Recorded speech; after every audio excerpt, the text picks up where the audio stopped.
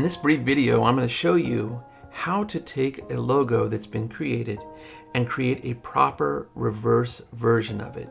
I'll show you what I mean here as we take a look. So, what are we looking at here? I'm working on a logo for a teen camp. It's an outdoor adventure camp called Squatch. Now this is hypothetical, it's completely made up, but I liked the image so much that I decided to turn it into something that was could be real. So let's take a look at what I got here. I did a sketch of my face. I made this kind of crazy face here. And when I looked at it, I said, you know, it kind of looks like a Sasquatch a little bit. Maybe a Sasquatch would look like that. So I went ahead and said, you know, I'll turn this into a logo. Let me just give it a try.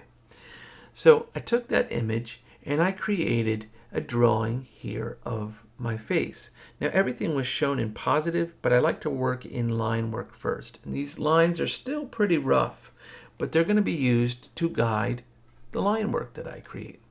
So that's what I have here. I created all this line work using the pen tool, and we can tell that it is now vectorized if we select any one of these shapes. So we can see that. Let's turn on Show Edges under the View menu. I have it turned off. Sometimes I like to work that way. But now when we show the edges and we use the Direct Selection tool, let's just select part of it.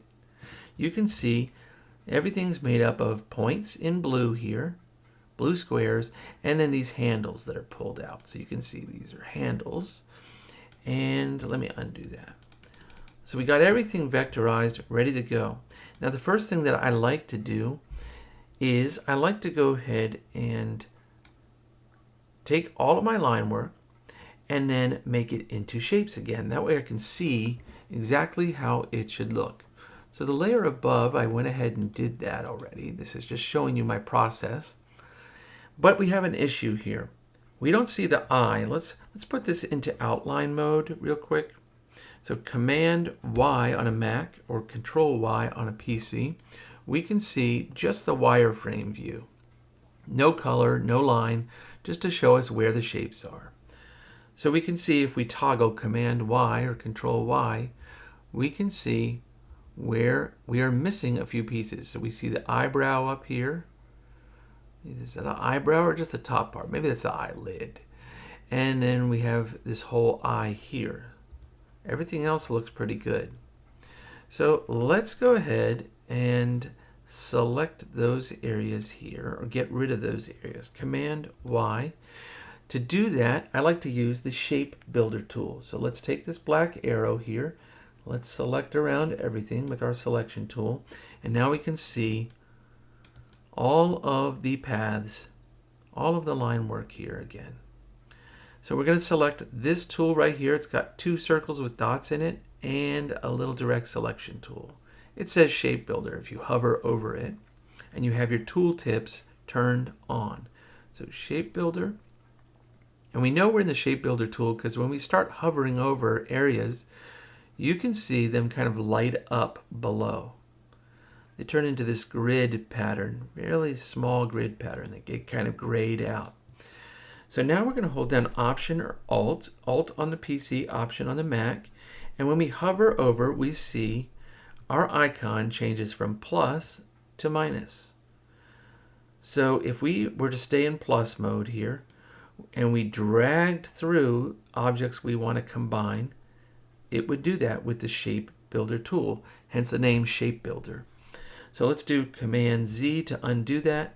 Let's hold down our Option or Alt key, Option on the Mac here, and it becomes our minus key. And when we hover, or a minus symbol, and when we hover over the area that we want to delete and click, it deletes that area.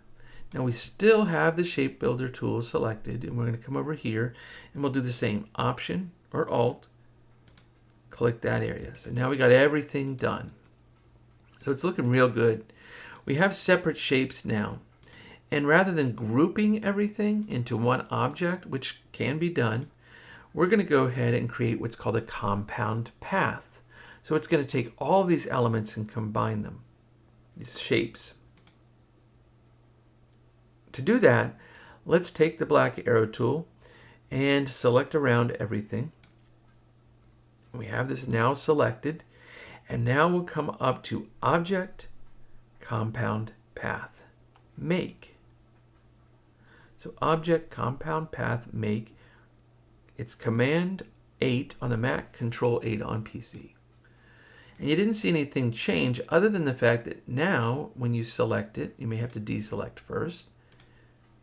You can see everything is selected as one shape now. It sees everything as one shape. Let's undo the move there that we did. So that's how we got it from line to the shapes. Let's turn that off and look at the way that we have created the logo. So I put some type in here. I felt like this type was pretty good. It went with the logo pretty well. We could even put a little bit of texture in this logo later. We're not going to do that now. But what I want you to see is when we get it to this stage and then we select things and we go ahead and go through the process of making them into reverse by making them white. We'll do that real quick. We end up with something like this. So I put on this background color, by the way, this gray. It's just a nice neutral color to show you. I usually set that to about 50%. That way we can see the shifting occur. Okay, so we're looking at everything, and you can see now this looks more like a Yeti. So it's got this Snow White appearance to it. The cheek is no longer reading as a cheek. It almost looks like some kind of ceremonial mask from a different culture, maybe. Not entirely bad, but we do want it to look still like the Sasquatch. So let's create a proper reversed version. This would be our first attempt at creating a reversed version, but we want it to read accurately.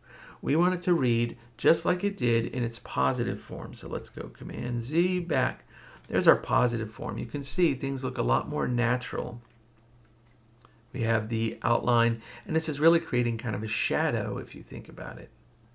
So this looks a lot more natural. So how do we go ahead and fix this?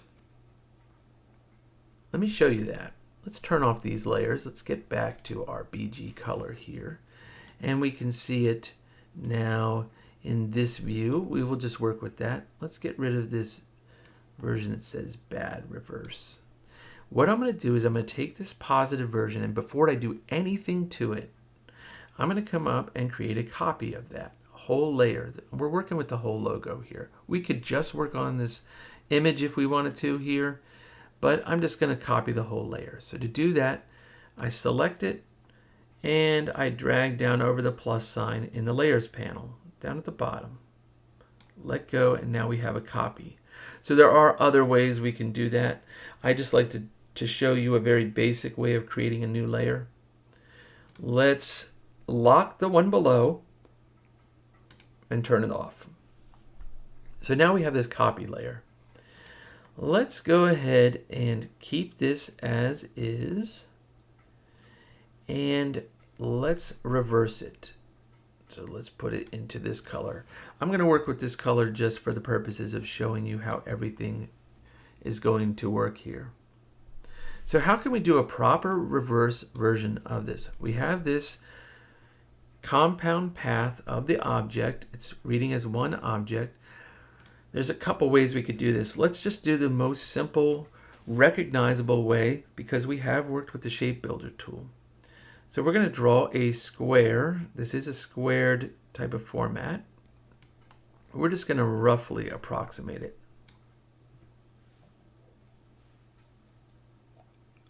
Okay, so that looks pretty good. We just can't see what's there. So let's switch our color to brown maybe. I just have another color. You could pick a gray or any other color. It really doesn't matter. We just want to be able to differentiate between everything, all the shapes. So we have this in what's called a stacking order. This, what we just drew, the last thing that we drew was this square. It's now putting it almost on a layer above, or a stacking order. It's putting it above that drawing that we did. We want it to go in the back. So let's come up to Object. We'll go down to Arrange and Send to Back. And now we can see what we have here. So let's drag this out a little bit. Okay. And that looks pretty good. Looks about right. So let's just put this back to reverse for a second. It's still not working. It doesn't work well. If we look at this closely, what we want to do is we want everything in white to become a positive again and have it reversed out of the background. So how do we do that? Well, we can first select this object in its current form. Let's just make it pink again. And then let's select this brown here, white. That looks pretty good. So we're kind of on the right track here. We can see that this is going to be the white that will be used. All these white areas will be used to create a proper reverse of this. So it doesn't look so eerie. It doesn't look so haunting. So what do we have to do now? Well, what we now have to do is delete all of these magenta areas from the white area. So how do we do that? Very simply, we can do it this way. Let's go ahead and we have the square selected. Let's just draw around both objects here. We're going to select both objects at once. So we're going to do Selection Tool, the black arrow, and just drag around. You can't really see that I'm dragging here because it's on gray, but we're going to go ahead and select all of the objects. That looks pretty good. What we're going to do now is go down to that familiar tool, the Shape Builder tool, and we're going to hold down Option. So why are we going to hold down Option? You'll see here in a second. We have, if you're not familiar with the Shape Builder tool, we have these objects here, and they're showing all here in this kind of highlighted mode when we go over. So we're in the Shape Builder tool. When we mouse over or we select over top of these things, they light up. So how can we get rid of these shapes from the white? Well, you can hold down the Option or the Alt key and then click on the areas that you want to remove. Now I'm still holding down Option because if I let go, it becomes a positive. If it stayed positive and I dragged through objects, you would see it completely turned it into one shape here. We don't want that. So Command Z, we're going to delete all of the pink areas. So Option, that'll put it into subtraction mode here. And we're just going to click through all of the pink. Now this works great if our design is pretty simple, which it is. It only took a few seconds to do, and we could move on. But if you have a complex illustration, it can be very difficult to work with the Shape Builder tool. And sometimes you can miss objects. So let's take a look at this really quickly. That's looking a lot better, isn't it? Let's just make this text white. So that looks a whole lot better. And all it really was drawing a square in white around it and then dropping out those color areas from the positive. So let's go back, Command Z. I'm going to show you, rather than using the Shape Builder tool, another one we can use. Okay, so we're back to this stage here. Because everything is a compound path and all of this color is selected now, we can see it's all just one object. We can go ahead and take this and shift click on the square behind it. So you're going to shift click on the object that you want it to drop out of.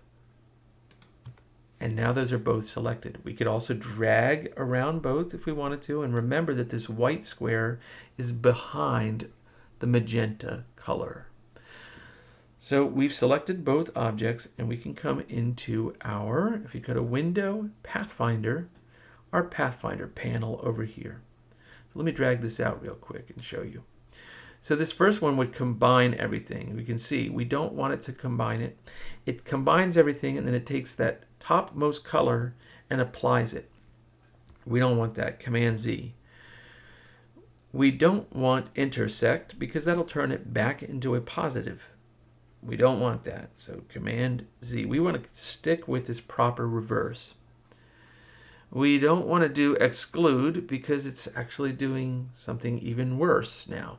This might work really well in positive now if we put it back on white, but it won't read very well when it's in this stage.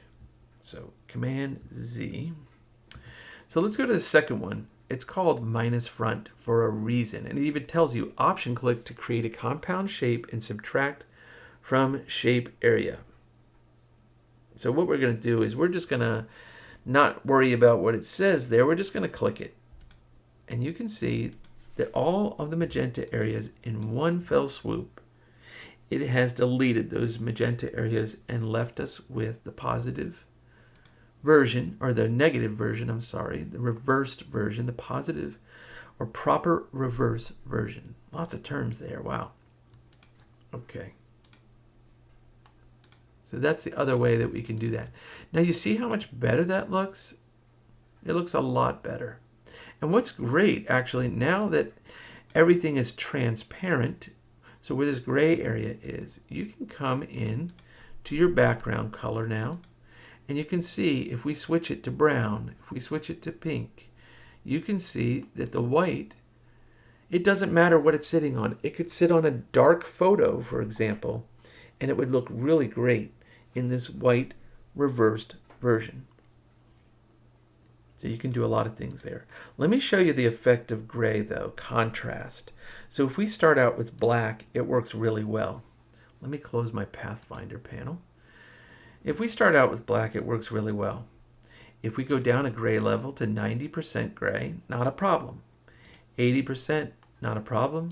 70, 60, 50, 40, 30. It's working really well on any level of gray. Okay, let's see what it looks like in the positive version again. So let's get rid of that. We're going to turn on the positive version. Let's take this BG color here and we'll make this color white. And now we can see it. It's actually not white, this is a gray, but it looks pretty good. So let's see what the effect is now when we go up from white, 5%, 10%, 15 or 20, sorry, 30. That's 40, here comes 40. There's 50. Watch what happens. It doesn't look so bad.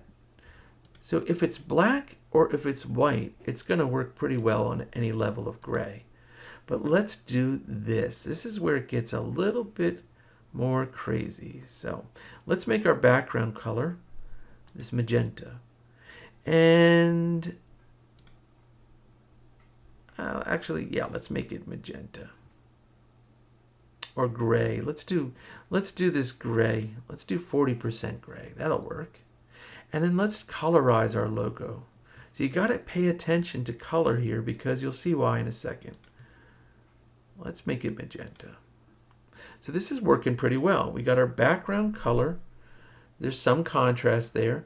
The contrast, when we increase the level of contrast by going lighter with the gray, it's working pretty well. It looks great. Now watch what happens because we have this gray combined with something that isn't black or isn't white anymore. It's now a level of intensity. We can see it shift. Watch. 40. Let's go to 50. And when we get up to right about 60, it starts to fall apart. There's not enough contrast. And this is where the major shift occurs, somewhere between 60 and 70 gray level. So you really have to try things out, see how they're going to work. Some logos you can simply just reverse out. Those are often to do with just geometric shapes, that kind of thing. But almost always you want to at least keep in mind that you may have to do some adjustments to get it reading properly to the viewer. Something that isn't awkward. So I'm going to set this back to this level. I'm going to put this in the brown color, and then I'm going to say goodbye to you. And I want you to go ahead and try this on your own. Give it a try, see how it works. It's especially important when you're dealing with animals, when you're dealing with animal heads or faces, especially faces, people, animals, objects. You can see how you might need to do this to resolve that awkwardness. So thanks for joining me, and thanks for watching this video. I hope you learned something.